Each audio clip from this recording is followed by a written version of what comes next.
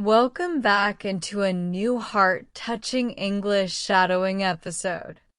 I hope you would be quiet, hale, and hearty. Guys, do you know that some of the greatest success stories are written with blood, sweat, and broken shoes?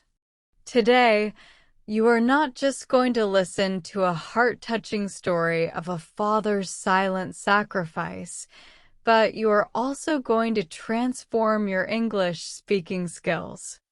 This is a shadowing practice session. Listen carefully to each sentence. Repeat out loud with the same emotion and speed. Don't just watch. Participate. If you want to speak English like a pro, you must practice like a warrior. Let's begin the emotional, painful, inspirational journey of Ibrahim and Sarah. The world sees a man by his clothes, but God sees a man by his heart. In a small, suffocating room of a crowded colony lived Ibrahim. Ibrahim was not a man of words, he was a man of scars. He worked as a stone cutter at a construction site. His hands were thick, calloused, and always covered in gray dust. Ibrahim had one treasure, his daughter, Sarah. Sarah was a spark of light in his dark world. She was brilliant. She was sharp. And she had a dream that was too big for their small house. She wanted to be a doctor. Ibrahim knew that an English medium school was the only way to open those doors. But the fees were a mountain he had to climb every single month. To pay that mountain, Ibrahim started a life of silent sacrifice. It was a cold December morning. Ibrahim stood at a small tea stall. He looked at the fresh, warm parathas. His stomach growled in pain. He hadn't eaten a proper meal in 2 days. He reached into his pocket and pulled out a few coins. He looked at the coins, and then he looked at Sarah's school diary in his bag. There was a notice, fine for late fee, 500 rupees. Ibrahim closed his hand tightly. He put the coins back. Instead of a meal, he drank a glass of plain water to cheat his hunger. He told himself, "My hunger will last a few hours, but if Sarah stays behind in class, that pain will last a lifetime." That day, Ibrahim worked 12 hours on an empty stomach, breaking heavy stones under the freezing wind. The most painful sight for Sarah was her father's shoes. They weren't shoes anymore. They were just pieces of leather held together by prayer. One rainy afternoon, Ibrahim was coming back from work. The streets were flooded with muddy water. A sharp piece of glass was hidden in the mud. It pierced through Ibrahim's thin, worn-out soul. He didn't scream. He didn't stop. He limped all the way home. When he reached, Sarah saw the red trail of blood on the floor. "Baba, your foot," she cried, running to get a cloth. Ibrahim quickly hid his foot behind a chair. He smiled, despite the throbbing pain. "It's nothing, Sarah. Just a small scratch. I tripped over a stone." Sarah knew he was lying.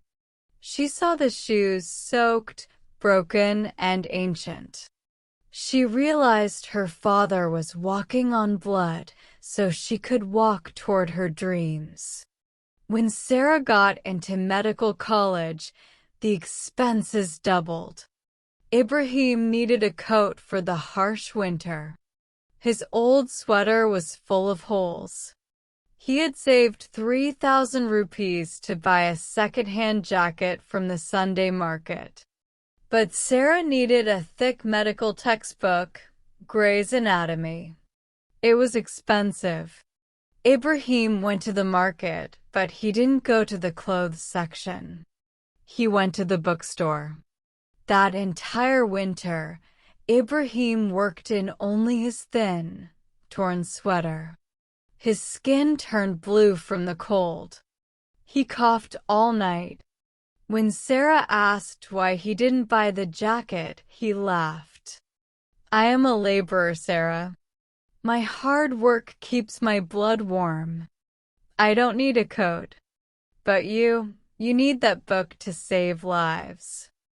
He told himself, "My hunger will last a few hours, but if Sarah stays behind in class, that pain will last a lifetime."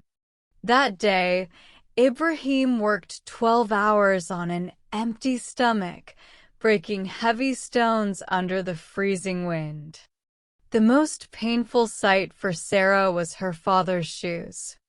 They weren't shoes anymore. They were just pieces of leather held together by prayer. One rainy afternoon, Ibrahim was coming back from work. The streets were flooded with muddy water. A sharp piece of glass was hidden in the mud.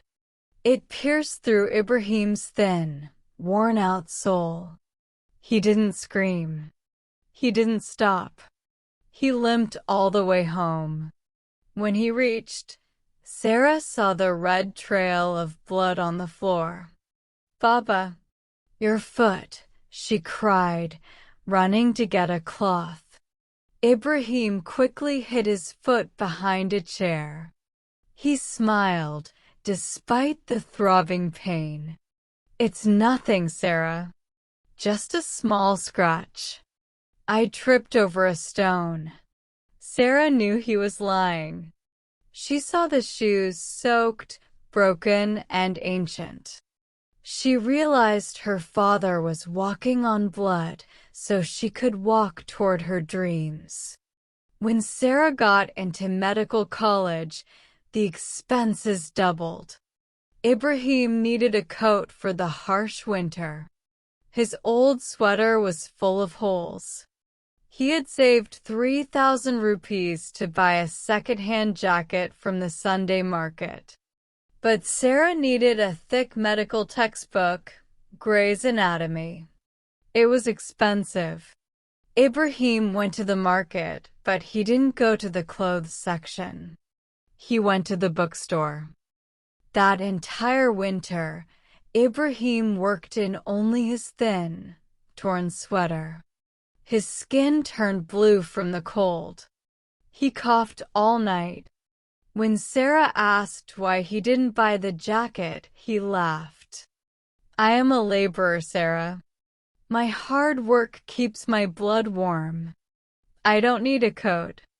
But you need that book to save lives."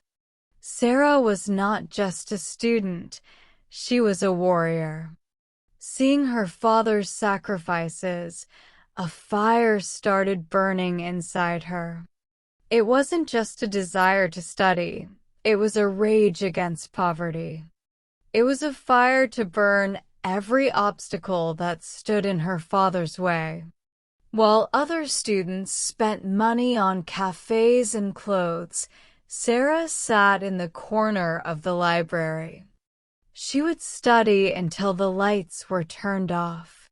She had one thought in her mind: I must become his strength. I must become the pride of Ibrahim. Every time she felt tired, she would look at her father's cracked hands. Every time she felt like giving up, she remembered the glass piece in his shoe. She studied with a hunger that was terrifying. She wanted to wipe away every tear Ibrahim had shed in secret. She wanted to increase his respect in the eyes of the world. 5 years of blood, sweat, and silence passed. It was the convocation day at the university. The hall was filled with expensive perfumes and silk dresses. Ibrahim sat in the very last row. He wore his best shirt, which was still 10 years old. He tried to tuck his feet, still in those broken shoes, under the seat.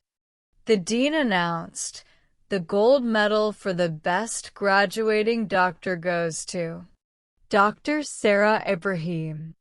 The hall erupted. People stood up to cheer. Sarah walked onto the stage. She looked like a queen in her white coat.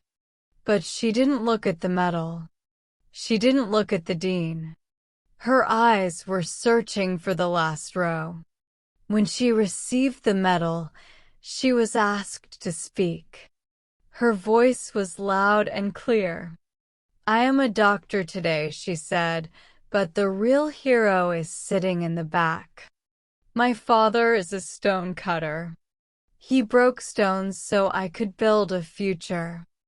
He wore torn shoes so I could wear this white coat." She walked down the stage, through the crowd of rich families.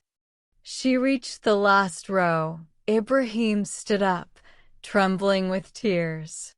Sarah didn't hug him. Instead, she knelt down on the floor and placed her gold medal on his old, dusty, broken shoes.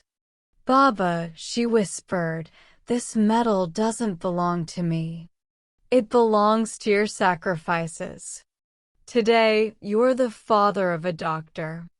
Today, your head will never bow before anyone." Ibrahim's tears fell on the gold medal. The pain in his feet was gone. The hunger of his past was forgotten. He realized that his determination had won. He had raised a daughter who didn't just have a degree, she had a soul. Sarah became the Sahara support of her father. She built him a home. She bought him the finest shoes in the city. But Ibrahim still kept those old, torn shoes in a glass box. Because those shoes were the foundation of their empire. Friends, Ibrahim's story is not just a story. It is the reality of millions of parents around the world. Success is never a lonely journey. When you see a successful person, don't just look at their gold medal. Look at the torn shoes of the people who stood behind them. Remember, your parents' sacrifices are the seeds of your future. If you feel tired today, think of their tired hands. If you feel like giving up, think of their unshakable hope. Your success is the only thank you they truly want. Now, I have a question for you that comes straight from the heart. What is the one thing your parents have sacrificed for your dreams? Share your story in the comments below. Let's honor the silent heroes of our lives together. Subscribe.